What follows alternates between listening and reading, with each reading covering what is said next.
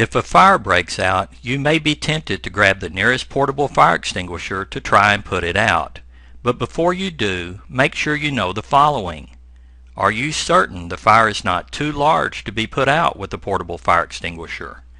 Is the extinguisher you have the right type for that fire, or the right size?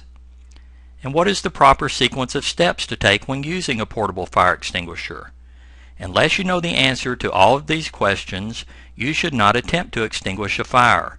Otherwise, your actions could result in extensive property damage as well as personal injury or even death. The Occupational Safety and Health Administration, or OSHA, regulates portable fire extinguisher use in the workplace. While fire extinguishers are addressed in many different sections of the OSHA regulations, the primary OSHA standards regarding fire extinguishers in construction are found in 1926.150, and the primary standards for general industry are found in 1910.157. When portable fire extinguishers are provided for employee use in the workplace, OSHA requires employers to provide their employees with an educational program covering the principles of fire extinguisher use. Employees must also be provided with information about the hazards associated with incipient or early stage firefighting. In addition, actual hands-on training in the use of fire extinguishers must be provided to those employees designated to use an extinguisher as part of their job, such as fire brigade members and fire watches. This tutorial covers considerations for selecting the proper fire extinguisher for the type of fire you are facing. It also explains the acronym PASS, which can help you remember the 4 sequential steps to operate a portable extinguisher. And we also discuss some do's and don'ts to remember any time you use a portable fire extinguisher.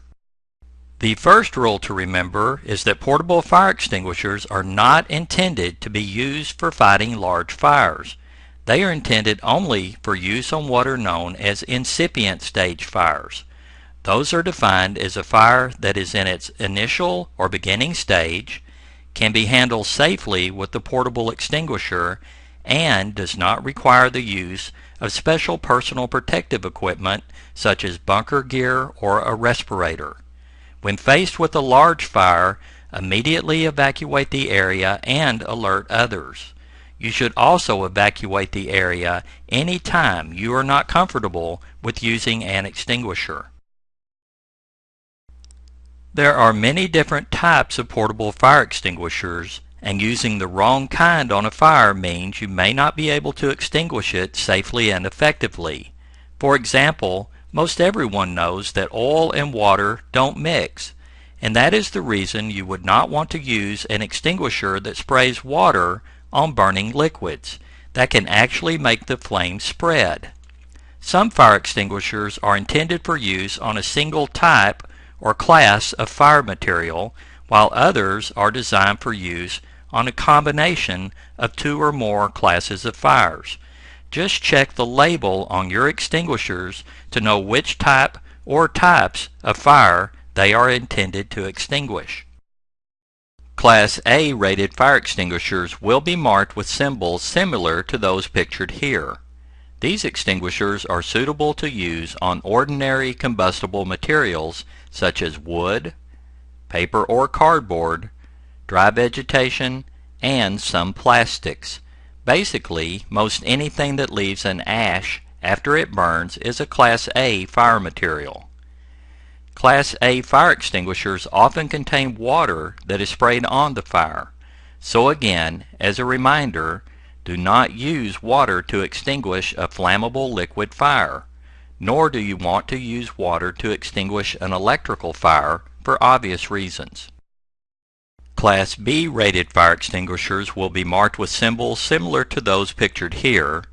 These extinguishers are suitable for use on fires involving flammable liquids such as gasoline and diesel, solvents, and oil or grease. CO2 extinguishers, which contain gaseous carbon dioxide, displace oxygen so the fire cannot continue to burn. These extinguishers are often used on Class B fire materials. While they are effective, the CO2 can displace the oxygen inside of a small enclosed space. So only use these extinguishers where there is plenty of natural ventilation. Also, the horn-shaped nozzle where the gas is discharged can become extremely cold.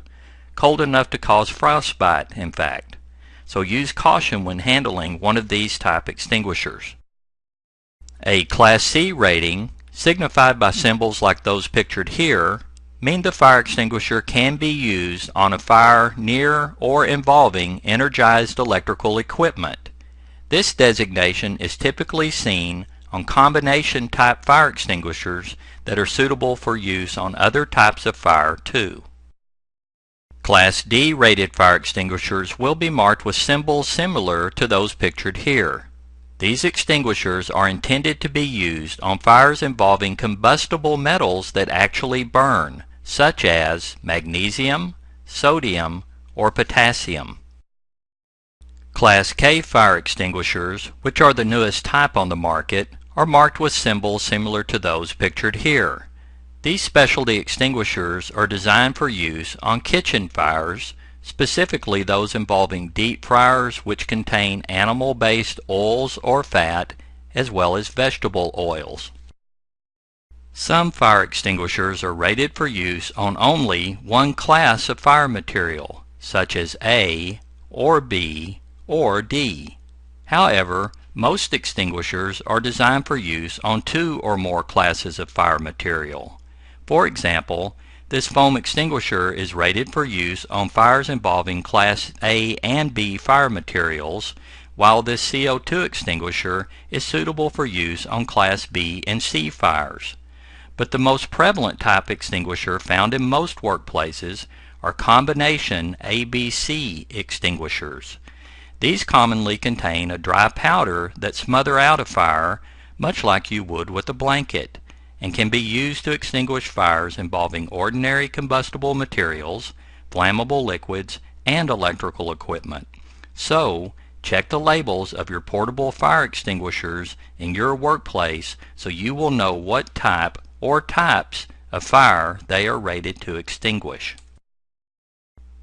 One more thing to consider when you use a portable fire extinguisher is its size. A relatively small portable fire extinguisher, like this dry chemical extinguisher designated as a 5ABC, will only last about 6 to 10 seconds before empty.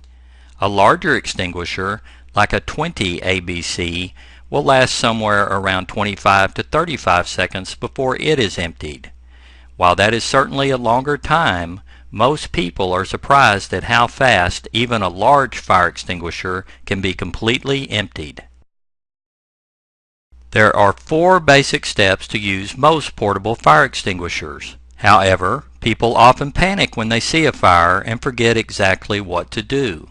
To help you remember the 4 basic steps of fire extinguisher use, just remember PASS, or PASS. The P stands for pull the pin. Stand several feet back from the fire while holding the extinguisher in one hand, and then insert your finger into the round end of the retainer pin and firmly pull. And don't worry, the thin plastic band that holds the retainer pin in place on most extinguishers will break relatively easy. The second step is to aim the nozzle or discharge hose at the base of the fire. The idea is to apply the fire extinguishing media towards the material that is burning and not at the flames that may be leaping up high. Step 3 is to squeeze the handle to discharge the fire extinguisher. If you let go of the handle, the discharge will stop, and if you squeeze it again, it will resume. The fourth and final step is to sweep from side to side as you slowly approach the fire. This allows you to cover all of the burning material and not just that located at the center of the fire. In review, the 4 steps of the PASS method are: pull the pin out of the handle, aim at the base of the fire, squeeze the handle, and sweep from side to side. Here are some important things to keep in mind in case you're going to try and extinguish a fire. The first is to never get yourself in a position where you could be trapped should the fire spread. Always maintain a clear path away to the nearest exit or other safe area and evacuate immediately if the flames, heat, or smoke seem to be getting out of control. And once you have extinguished the fire, keep an eye out for flare-ups. Sometimes the fire continues to smolder beneath the burnt debris, and it is not uncommon for a fire to reignite several minutes later.